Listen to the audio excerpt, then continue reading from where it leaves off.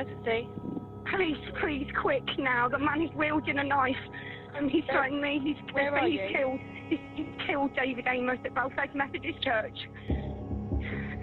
News coming through from Westminster in the last few moments. We are hearing that there has been a stabbing at an MP's constituency.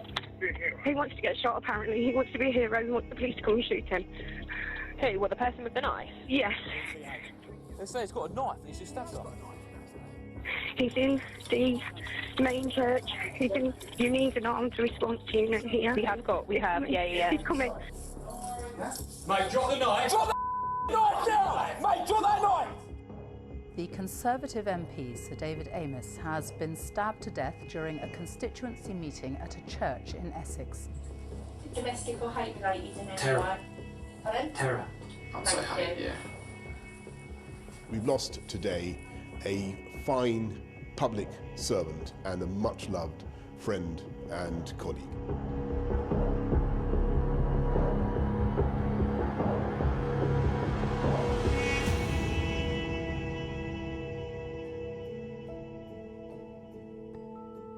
Leigh-on-Sea, Essex. What should have been a normal day. Local residents waiting to see their MP, a man with 4 decades of experience, Sir David Amess.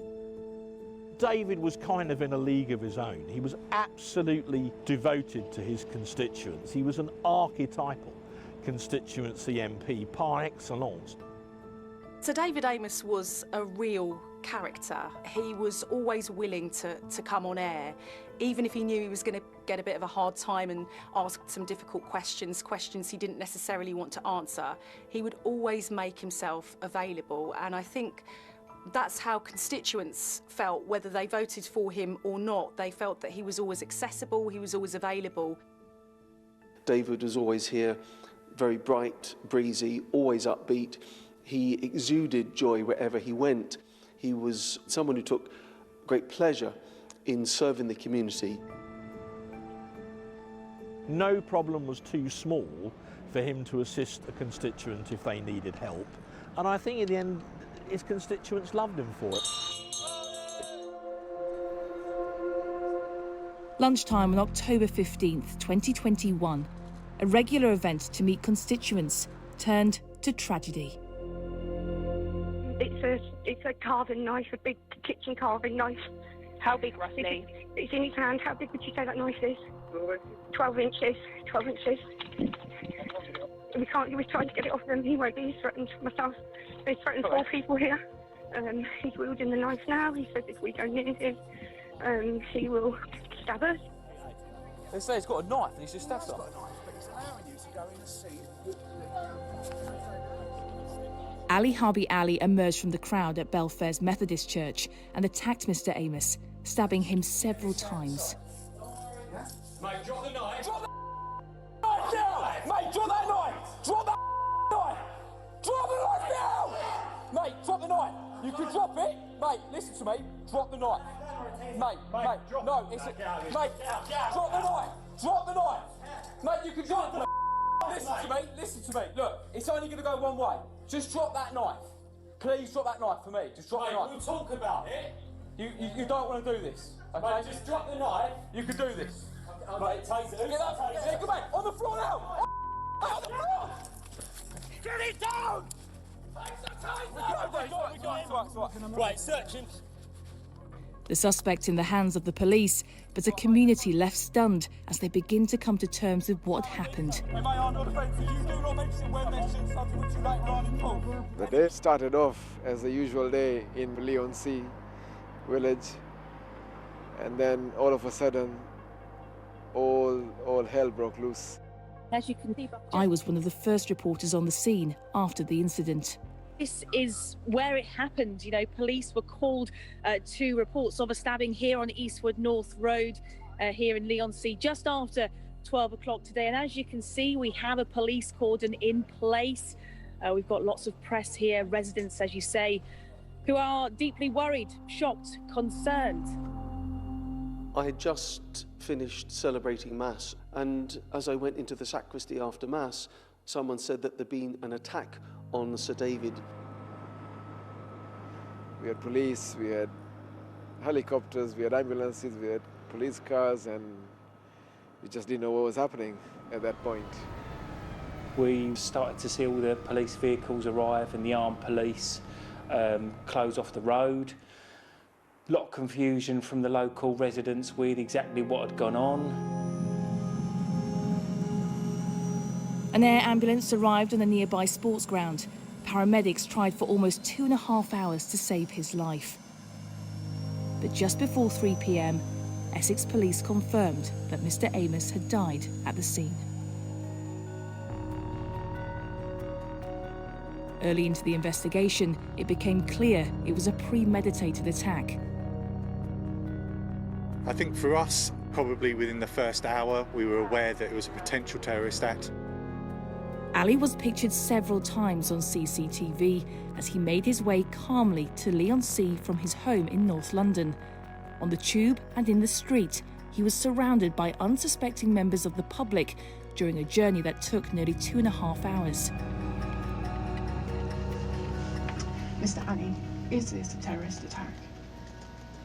I mean, I guess, yeah, I killed an MP and I've done it, yeah. Okay. I didn't know that they went out and actually done appointments and that sort of stuff. Obviously they meet constituents, but I didn't know it was like a thing where you can just sign up. Mr. Ali had been considering his attack for some time. The real question was, where would he ultimately choose to do it? He wants to get shot, apparently. He wants to be a hero. He wants the police to come and shoot him. And there was other stuff, you know, but, you know, like going to the Houses of Parliament, you know, trying to spot where they come out of, what they're doing, but, you know, obviously because of the attacks, there's police that are armed to the teeth. I'll be honest with you, there's been a lot of times where I've gone out in my head with the plan to do something, and then I would come back on. So, you know, because, you know, what's the word I'm looking for? I bottled it, you know? Where are the police? Where are they? But October 15th was different. I sent emails to, I think, his assistant. His assistant? David Amess, Sir David Amess, saying that, what's it called? I live in, I think, Westcliff-on-Sea, and she arranged a meeting for me. Okay, keep breathing, okay, because you're panicking, alright? Just breathe. Okay, Keep breathing, okay? We've got lots of units. They're going to stab. Yeah, he's going to try and stab you. Okay. He's going to try and stab you. He's trying to stab us. Mr. Ali may never have expected to be interviewed by police or end up in court. The only reason I dropped the knife in front of the police officer was because my sister was on the phone crying her eyes out, you know. It really did send shockwaves through the community.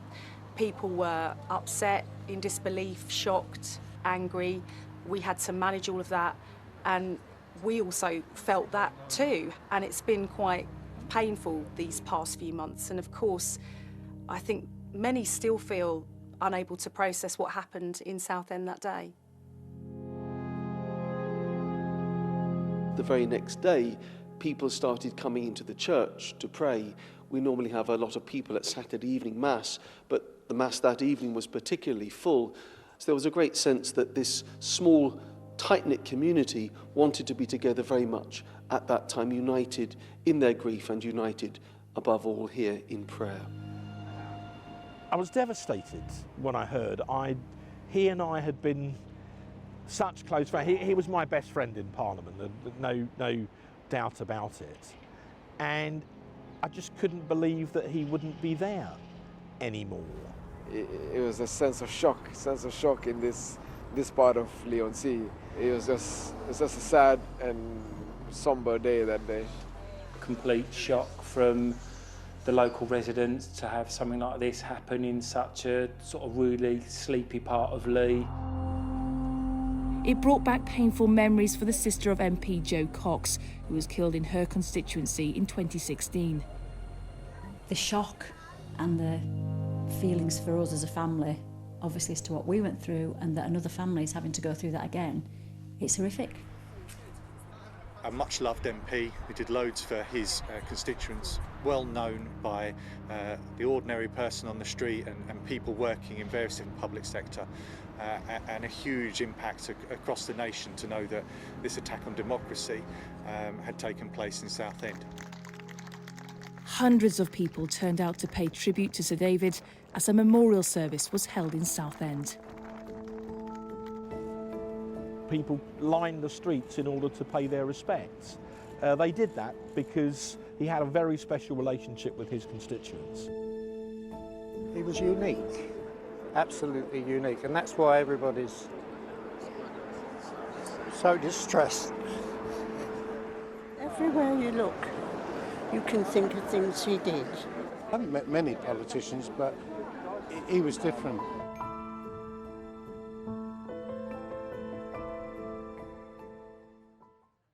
Ali Harbi Ali denied murder and preparing acts of terrorism and told the court he'd no longer use the word terror to describe what he'd done. During the trial, the jurors heard that he'd been attracted to Islamic State as a teenager and considered jihad after dropping out of university. He'd walked around for weeks carrying the knife he ultimately used in the attack. He said, "If I thought I couldn't go join Islamic State, I should try and do something here to help Muslims here." He wanted to kill an MP who'd voted for airstrikes in Syria, and Sir David became the target because details about his surgeries were easily available online. When asked in court if he thought he'd done anything wrong, Mr. Ali replied, "If I thought I did anything wrong, I wouldn't have done it." Ali Harbi Ali was found guilty of murder and preparing acts of terrorism. Jurors took just 18 minutes to reach a verdict. Sir David's family broke months of silence in a statement outside court during sentencing. Good afternoon. Having been asked by Lady Amess and Sir David's family to share their reflections on today's sentencing, I'll start by reading their words. There is no elation in our family today following this sentencing. Mr. Ali will serve a whole life sentence for the murder. We will struggle through each day for the rest of our lives. Our last thought before sleep will be of David. We will forever shed tears for the man we have lost. It breaks our heart to know that our husband and father would have greeted the murderer with a smile of friendship and would have been anxious to help. How sickening to think what happened next. It is beyond evil. And is that not yet another reason why Southend should be declared a city? 100. Sir David Amess was passionate about his area and served the people who lived there for 38 years. To serve as member for the said constituency. For over a decade, he never missed an opportunity to call for Southend to be made a city, something that finally happened just months after his death. I am happy to announce that Southend will be accorded the city status it so clearly deserves. Part of his legacy was that he showed other members of Parliament what it really means to be an absolutely dedicated constituency MP. And I think that's something that we can cherish and celebrate in his memory. People did really regard him as a friend. He was always there to help whenever he could, try and make a difference. Sir David's death again sparked concerns about the accessibility of MPs. He was just doing a surgery, and he loved doing the surgery because he loved meeting his constituents, and he went out of his way to work for those constituents. And when our democracy was in operation, he was savagely and brutally murdered. And I think it just astounded us all,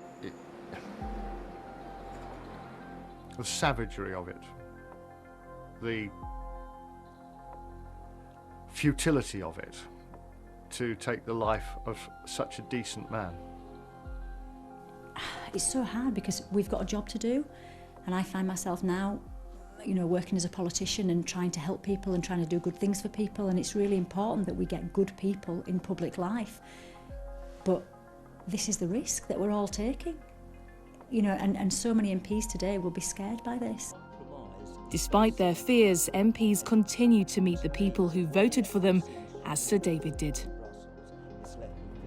David believed that the fundamental duty of a Member of Parliament was to serve the constituents who elect them, and I completely agree. And despite this tragedy, I believe he would want to ensure that that golden thread between an MP and the constituents who elect them is not broken.